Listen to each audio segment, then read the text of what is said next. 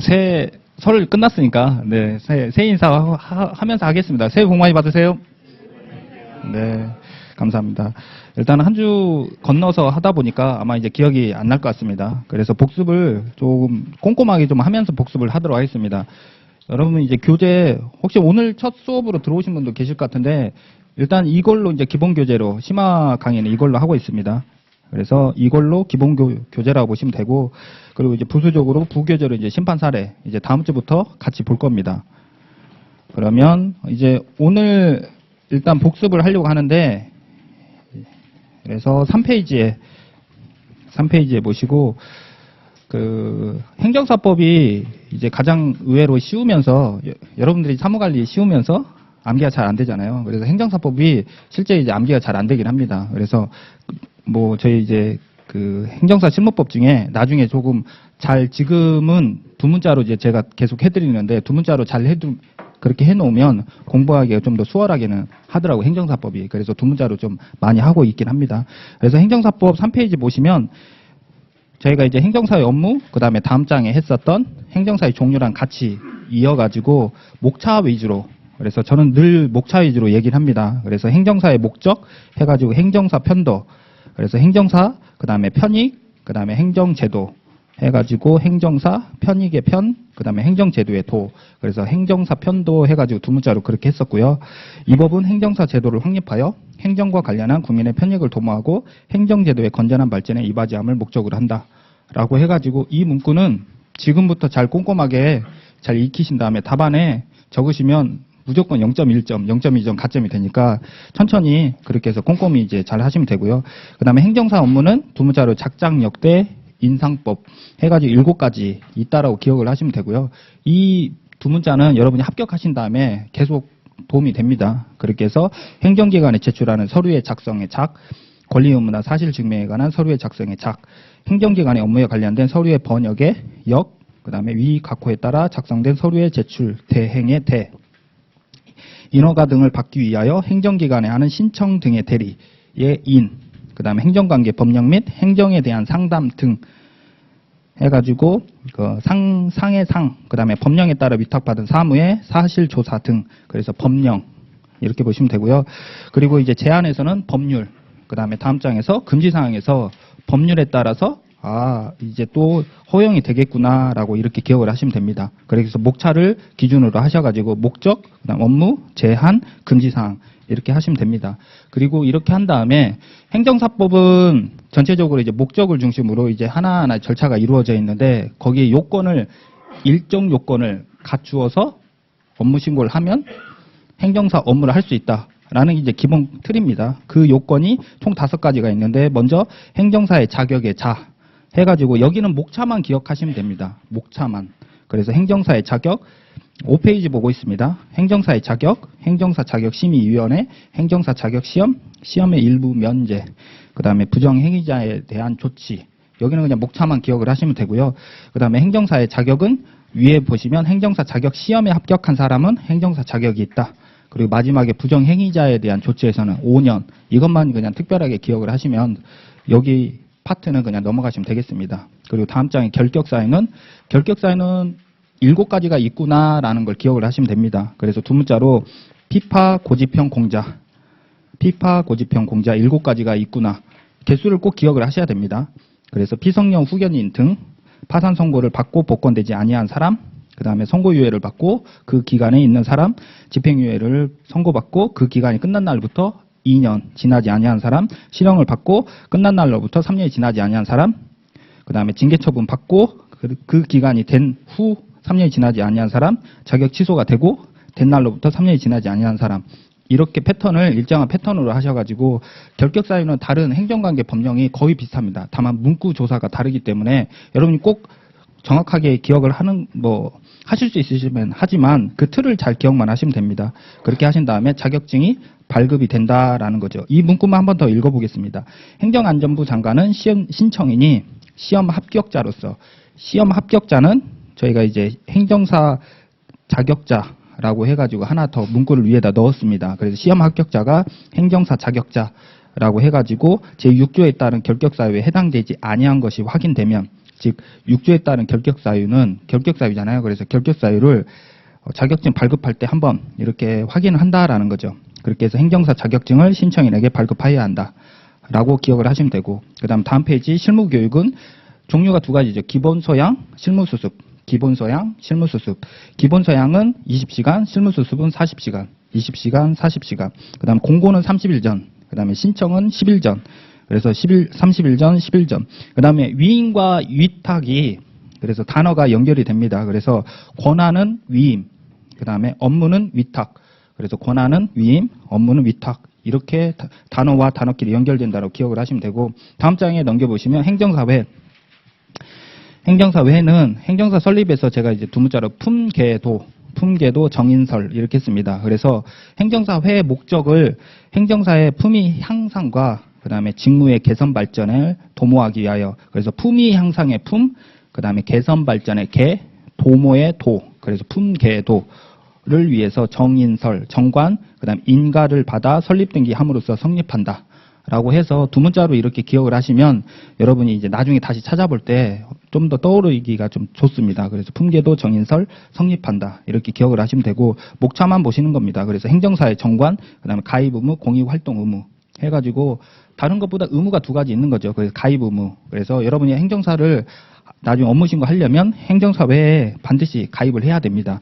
그리고 공익 활동 의무를 또 이거는 행정사회가 하고 있는 의무라고 보시면 됩니다. 그래서 마을행정사가 하고 있다라고 제가 얘기를 드렸고, 민법 규정의 준용. 그래서 중간에 보시면 사단법인에 관한 규정을 준용한다. 그래서 행정사회도 사단법인입니다. 그렇게 하시면 되고, 그 다음에 다음 장에 넘겨서 사무소. 사무소는 이제 세 가지가 있습니다. 그래서 행정사 사무소, 합동사무소, 행정사법인.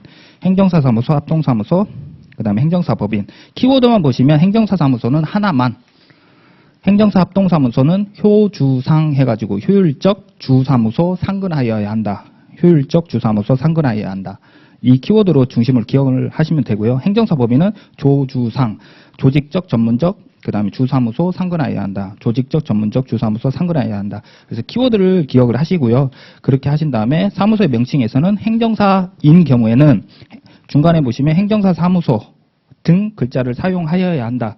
행정사법인은 또 중간에 보시면 행정사법인이라는 글자를 사용해야 한다. 이것만 기억을 하시면 되고요. 다음 옆 페이지 넘겨보시면 행정사 아닌 사람은 중간부터 보시면 행정사 사무소 등 비슷한 명칭을 사용하지 못한다.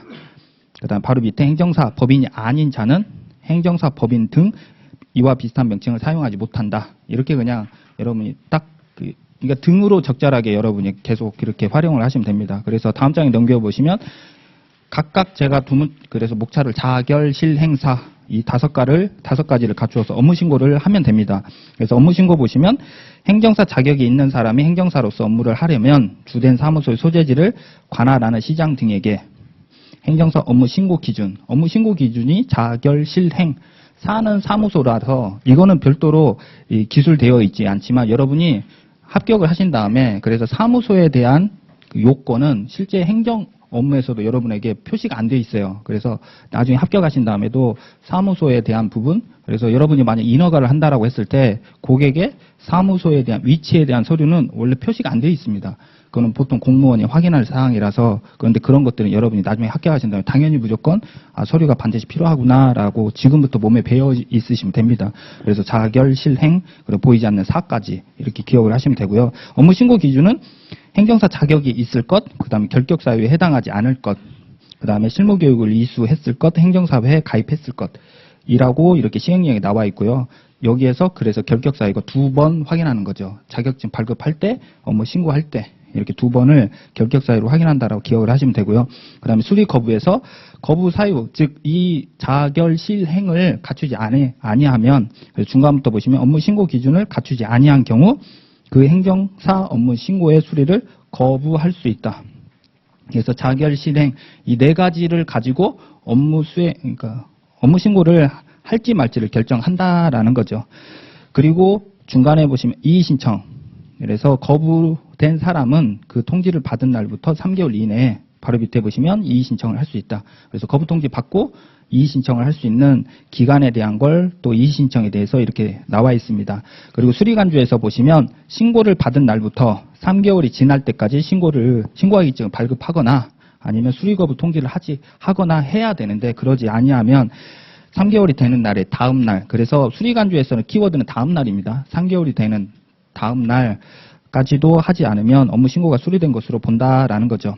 그리고 다음 페이지 보시면 이제 신고가 그 외에 나머지 4가지가 더 있는데 입폐재휴 이렇게 해서 그냥 목차로 두 문자로 하시면 되겠습니다. 이전 신고, 폐업 신고, 재개 신고, 휴업 신고. 앞자만 따가지고 입폐재휴. 그래서 이전 신고는 10일 이내에 이전 후. 이전 신고는 10일 이내에 이전 후. 중요한 건 이전 후 사무소에 관할 시장 등에게 신고를 해야 한다. 그리고 폐업 신고는 뭐 좀 더 자유롭게 본인, 그다음 동거인 등까지 할 수 있고요. 그다음 재개 신고. 그리고 휴업 신고에서는 키워드가 3개월. 그래서 휴업한 기간이 3개월이 넘도록 휴업을 한 경우에는 휴업 신고를 해야 한다. 그다음 폐업 간주는 휴업을 하고 나서도 2년이 지나도록 재개 신고하지 아니한 경우에는 폐업한 것으로 본다. 폐업 간주. 그래서 휴업은 3개월, 그다음에 폐업 간주는 2년. 키워드를 기억을 하시고요. 그렇게 해서 업무 신고를 하면 그 결과물이 다음 장에 보시면 신고 확인증입니다. 신고 확인증. 그래서 업무 신고의 결과물이 신고 확인증이라고 보시면 됩니다. 여기까지가 개인에 대한 부분이었다라고 하면 이제는 행정사 법인의 관점에서 또 설립을 할 수 있는 절차가 하나 더 있습니다. 그래서 자결 실행 여기에 추가적으로 법인은 정인설, 정관, 인가, 설립 등기를 추가적으로 하면 됩니다. 그래서 15페이지에 상단에 보시면 행정사 법인의 설립 보시면 그래서 두 문자로 조전수 했었습니다. 조직적, 전문적, 그다음 수행하기 위하여. 행정사 법인에서는 키워드가 조전수, 조직적, 전문적, 수행하기 위하여, 조전수, 그리고 정인설 똑같은 거죠. 그래서 정관, 인가, 설립등기, 성립한다. 이 구조가 아까 행정사회랑 똑같은 구조로 다만 목적이 다르다라는 것만 기억을 하시는 거죠. 그래서 아까처럼 대한행정사회는 품계도, 그래서 품위 향상, 그 다음에 직무 개선 발전 도모였다면 행정사 법인은 조전수, 조직적, 전문적, 수행하기 위하여. 뭐 그 단어가 그 단어 같잖아요. 사실은 장난인 겁니다. 사실 여러분이 사무관리 공부할 때도 똑같아요. 계속 이렇게 저도 그래서 공부하다가 사무관리 할 때는 딱 2가지더라고요. 그러니까 신속과 그다음에 민원인을 뭐 아무튼 뭐 그런 느낌이었던 것 같아요. 그래서 정 안 해오지면 저는 다 바꿨어요. 약간씩. 그래서 일정한 패턴을 공부를 위해서 제가 하기 위해서 패턴을 좀 유지하는 게 제일 좋은 것 같긴 하더라고요. 그렇게 하셔가지고 전체적인 취지를 가장 중요한 법과목 왜 이걸 하는지 그게 또 중요하긴 합니다. 그래서 행정사 법인은 결국 조직적 전문적이라는 키워드가 중요하다라는 것만 여러분이 기억을 하시면 되고요. 그래서 조직적 전문적으로 업무를 수행하기 위하여 정관, 그 다음에 인가, 설립등기 함으로써 성립한다라는 거죠. 성립이란 건 그때 사람이 태어난 것처럼 출생한다라는 단어랑 일치합니다. 그렇게 해서 3명의 법인 구성원, 그 다음에 정관 작성 인가 이렇게 목차를 중심으로 먼저 기억을 하시고요. 그렇게 해서 설립 등기가 된다는 거죠. 그리고 설립 등기가 되고 나서 업무 신고를 그 이후에 하는 겁니다. 그래서 성립 등기가 되고 나서 사람이 태어난 다음에 여러분이 업무 신고를 하는 것처럼 성립이 되고 나서 업무 신고를 하는 거죠. 이 구조를 여러분이 잘 기억하셔야 됩니다. 그래서 합격을 하고 나서 되게 법인에 대한 개념을 많이 어려워하시더라고요. 지금부터 여러분이 어차피 여러분은 행정사로 하려고 하는 거니까 지금부터 잘 개념을 잘 잡으시고 그래서 법인도 사람처럼 태어나는 과정인 거죠. 다만 서류적으로 태어나는 거죠. 법인은. 그래서 서류적으로 태어난 날을 등기가 된 날이라 보시면 됩니다. 그래서 그에 대한 자세한 건 김여 선생님한테 물어보시면 되고 그렇게 해서 태어나고 나서 업무 신고를 하는 겁니다. 그렇게 해서 행정사 법인 업무 신고도 똑같이 한번 이거 계속 읽어볼까요? 15페이지 맨 밑에 보시면 그래서 행정사 법인이 행정사 업무를 하려면 주 사무소의 소재지를 관할하는 시장 등에게 대통령령으로 정하는 행정사 법인 업무 신고 기준을 갖추어 신고하여야 한다. 이 패턴이 아까 그냥 개인 행정사 사무소 업무 신고랑 똑같잖아요. 그렇게 해서 다음 장에 보시면 16페이지 상단에 시장 등은 법인 업무 신고를 하려는 자가 법인 업무 신고 기준을 갖추지 아니한 경우에는 그 법인 업무 신고의 수리를 거부할 수 있다. 그리고 3번째 보시면 시장 등은 법인 업무 신고를 받은 때에는 그 내용을 확인한 후 바로 밑에 법인 업무 신고 확인증을 행정사 법인에게 발급하여야 한다. 그러니까 패턴이 똑같은 거죠. 성립 등기까지는 별도의 절차가 있고 그 이유는 행정사 업무 신고랑 행정사 법인 업무 신고랑 거의 구조가 똑같구나 그렇게 기억을 하시고 다만 별도가 로마자 6번 보시면 손해배상 책임 조치라는 걸 업무 신고 확인증을 받은 다음에 손해배상 책임 조치를 해야 된다라고 이렇게 기억을 하시면 됩니다. 여러분이 그래서 합격하신 다음에 행정사 법인을 하시게 되면 업무 신고까지 다 끝나고 나서 그래서 순서상으로는 설립 등기, 그다음 업무 신고 그리고 나서 손해배상 책임 조치. 그래서 보통 적립을 해도 되고 배상보험을 가입해도 되고 이렇게 하시면 됩니다. 그리고 준용 규정에서는 중간에 보시면 상법증 한명회사 규정을 준용한다. 준용 규정에서는 상법증 한명회사에 관한 규정을 준용한다. 그리고 오른쪽에 업무 수행 방법에서는 다른 것보다 목차만 보시면 행정사법인의 설립, 행정사법인의 의무, 그 다음에 소속 행정사 등의 요건, 그리고 나서 업무 수행 방법, 업무 수행 방법이 가장 특이하니까 여러분이 제가 두 문자로 명지대 표시 이렇게 했었습니다. 그래서 법인의 명의로 업무를 수행하여야 하고 담당 행정사를 지정하여야 하고 그리고 세 번째 법인을 대표하고 담당 행정사가 법인을 대표합니다. 그리고 행정사 법인의 명의를 표시를 하고 담당 행정사가 기명 날인하여야 한다. 이게 다른 이제 개인 사무소랑 약간 다르다라는 거죠. 그렇게 해서 다음 장에 보시면 경업금지. 그래서 재직 중 퇴직 후에 할 때 약간 이제 의무사항을 좀 해주었습니다. 그래서 다른 것보다 재직 후일 때는 다른 행정사법인 그 중에서 예시로 하나만 기억을 하시면 됩니다. 다른 행정사법인의 법인 구성원 등에 소속되어서는 아니 된다라고 하시면 되고 퇴직 후는 수행을 하고 있었거나 승낙한 업무에 대하여 퇴직 후에 행정사 업무를 수행할 수 없다. 다만 동의한 경우에는 그러하지 아니하다라고 이렇게 여러분이 짧게 기억을 하셔가지고 기억을 하시면 됩니다. 왜냐하면 어차피 여러분이 지금 행정사법을 지금 보고 또 언제 볼까요? 제가 볼 때는 5월 달에 볼 것 같습니다. 그러니까 여러분을 뇌를 너무 자신하지 마시고 어차피 까먹잖아요. 그러니까 그 중에서 내가 하나만 기억을 하자라고 짧게 기억을 하시는 게 훨씬 더 부담이 덜 하더라고요. 그래서 작년에도 어떤 분이 이제 안 외워져서 너무 힘들어 하시더라고요. 그럼 외우지 마세요. 네, 그랬죠. 안 외워지는 걸 왜 외우려고 하세요? 그러면 차라리 어디에 뭐가 있는지를 그렇게 기억을 하시고 어차피 책을 여러분이 지금 이제 시작하시는 분도 이제 법과목은 여러 번 봐야 됩니다. 그리고 그렇게 공부 방법을 아시면 어떤 과목이든 어떤 시험이든 다 합격을 하실 겁니다. 그래서 책을 자주 보시면 가장 좋은 방법이긴 하더라고요. 그래서 어디 위치에 있는지를 먼저 기억을 하시는 게 가장 좋은 것 같습니다. 그리고 마지막으로 해산은 그냥 목차만. 그래서 해산의 종류에서는 정관에 정전파합설을 해가지고 정관에 사유가 있거나 그 다음에 전원 동의, 그 다음에 파산, 합병, 설립인가 취소.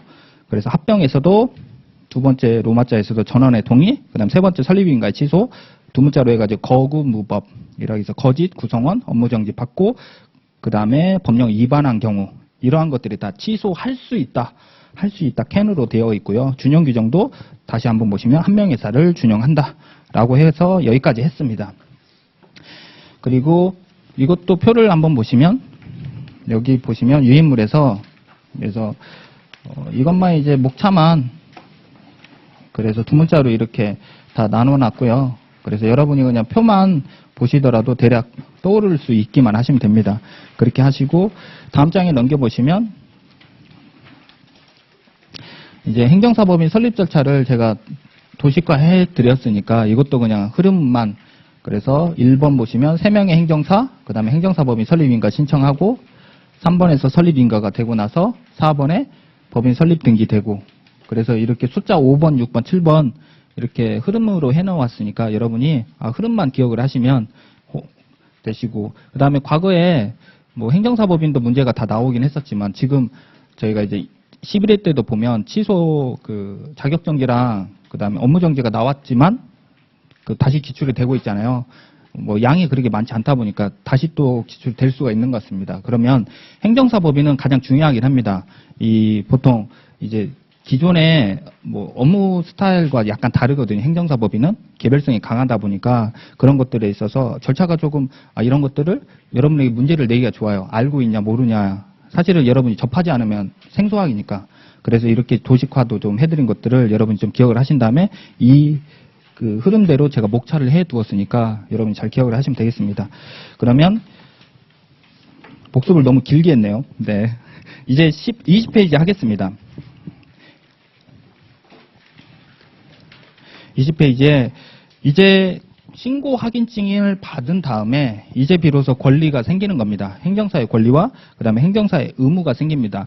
제가 책으로는 이렇게 권리와 의무가 나눠져 있는 것처럼 이렇게 해놓았지만 사실은 정확하게 이게 무자료도 이렇게 되어 있지는 않습니다. 책으로 20페이지입니다. 그래서 권리가 의무일 수 있고 의무가 권리가 될 수도 있긴 합니다. 여러분들이 그래서 실제 만약에 문제가 나오면 총 9가지, 그래서 권리에서는 제가 3가지로 해놨거든요. 그래서 20페이지 보시면 보수, 사무직원, 증명서 발급 이렇게 했고, 그 다음에 21페이지에는 성실 수행 의무, 수임 제한 의무, 그 다음 비밀 엄수 의무, 금지 행위, 다음 장에 보시면 업무 처리부 작성 의무, 그 다음에 교육 의무 해가지고 권리 3가지, 의무가 6가지로 되어 있지만 대부분이 다 의무에 다 해당이 된다라고 그렇게 보시면 됩니다. 먼저 첫 번째로 앞자만 따가지고 두 문자를 해보면 앞자의 권리에 해당되는 거는 보사증 이렇게 보시면 되고요. 가장 중요한 건 보수를 받을 수 있는 권리가 되는 거죠. 그래서 보수에서 보시면 첫 번째 줄에 행정사는 업무를 위임한 자로부터 보수를 받는다. 행정사는 업무를 위임한 자로부터 보수를 받는다.